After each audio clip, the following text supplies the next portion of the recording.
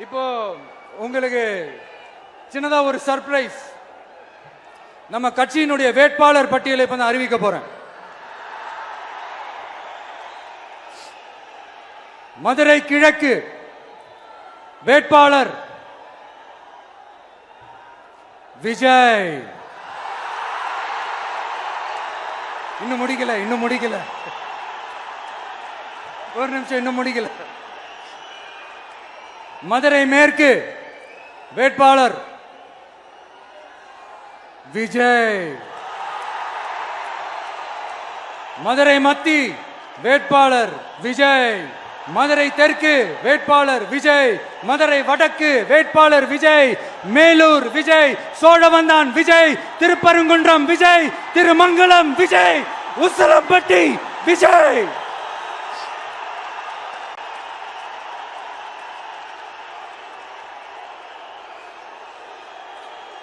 என்னடா எல்லா தொகுதியிலையும் ஒரே வேட்பாளர்னு பாக்குறீங்களா? 234 தொகுதியிலையும் இந்த விஜய் தான், அதாவது உங்க விஜய் தான் உங்க சின்னம். இன்னும் சிம்பிளா சொல்லணும்னா உங்க வீட்டில் இருக்கிற ஒருத்தர் தான் வேட்பாளரா நிக்க போறாங்க. அந்த வேட்பாளரும் நானும் வேறு வேறு இல்லை. நீங்க அவருக்கு ஓட்டு போட்டீங்கன்னா எனக்கு ஓட்டு போட்ட மாதிரி, இந்த முகத்துக்காக நீங்க ஓட்டு போட்டீங்கன்னா உங்க வீட்டில் இருக்கிற உங்களுடைய வேட்பாளர் ஜெயிச்ச மாதிரி. என்னடா இவர் ஏதோ ஓவரா சொல்றாருன்னு நினைக்க வேணாம். பிராக்டிக்கலா அப்படிதான் இருக்கும், அப்படிதான் இருக்கணும். நீங்களும் அப்படிதான் நினைப்பீங்கன்னு நான் நம்புறேன்.